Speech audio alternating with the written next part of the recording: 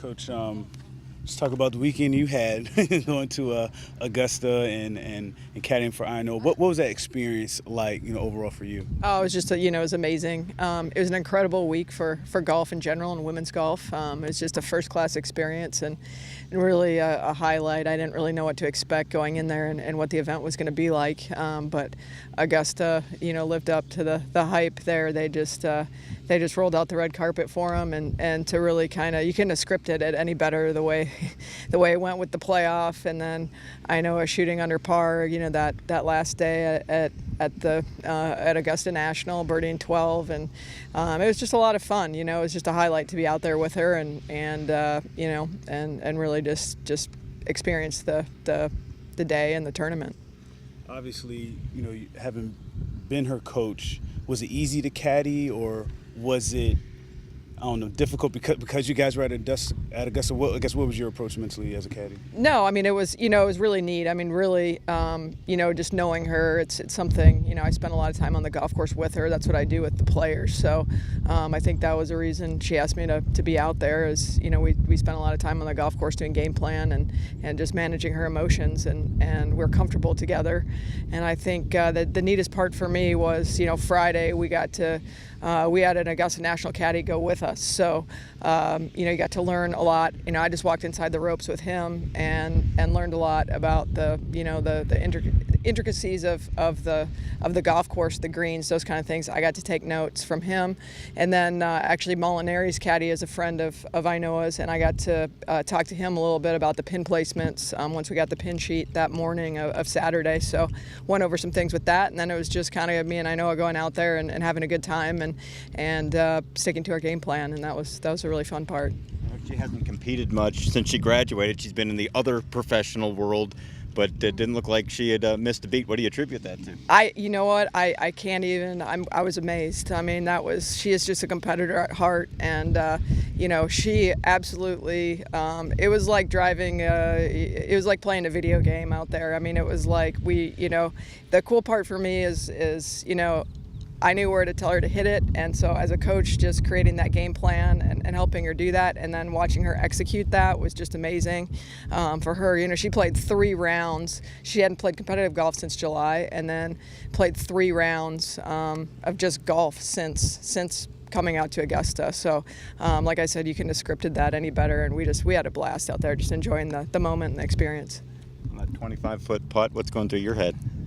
I'm like, just.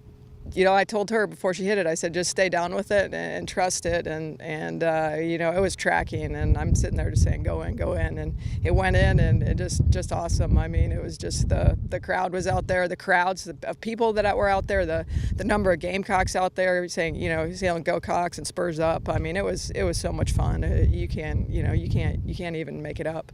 It had to be a proud moment, not just for what Ainoa did, but for your program overall. Absolutely. I mean, you can't. I mean, that's what coaching is about. That's what, is a highlight of my career, coaching career, just to be able to experience that, see women's golf grow like that, and, be out there. I mean, you recruit her as, you recruit a player when they're 15, 16, and then watch them, and she's doing something else now, but just to be part of something like that in women's sports and watch a player succeed like that on that kind of level and kind of be at the prime of the best thing in women's golf, amateur golf right there is special.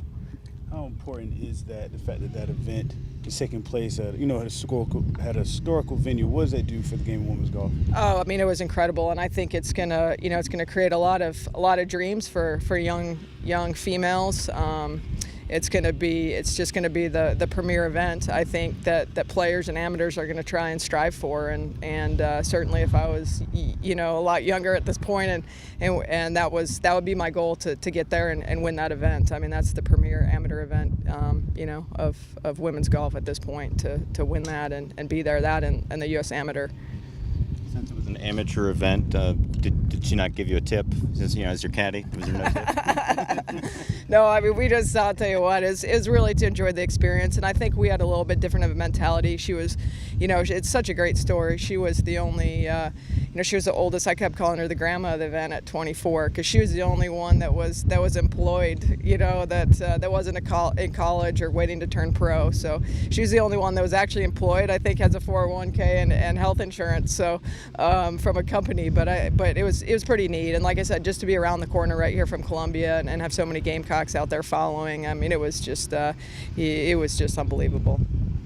I guess how you take this experience, the momentum of that, and kind of, in some ways, kind of apply it to what you're doing in your program. Saying, hey, if you guys do well, you can be the next INO and play in Augusta and things like that. Yeah, I mean, well, they all played with her last year. She won SECs, and then I mean, it's they've all played with her and they know her game, and she was certainly an All-American here. But we have All-Americans that are right here in our program now, and it's something very attainable, and it's players that our current players are teammates with. So I mean, it's something that they aspire to, and I know we're certainly have players up in the ranks and very much will be there next year. I mean, I think we could have 2 to 3 players playing in there next year, very likely, based on the World Amateur Golf ranking. So I think it was just an inspiring performance and something they can keep working towards. And we're definitely refocused, and it was a fun week and something a highlight. But we've got to get to Athens this week and SEC's next week, and we've got a hunger in our bellies too, because we finished second last year at SEC's, and this group's ready to go get after it and want that title, that's for sure.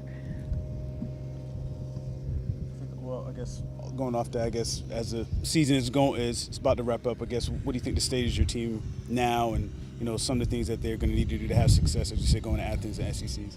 I mean, we just kind of need to keep doing the things we're doing. Excuse me. We've really tightened up the short scoring game and short game, and it's a busy time of year. We've got 2 weeks in a row and then a week off for finals and then regionals, but just keeping the momentum going. We've got a lot of really, really good positive things going individually, and keeping everybody healthy and rested and just staying on the track we are. We're playing a lot. We played a lot of great golf this spring, so just keeping everybody's energy up and sharp.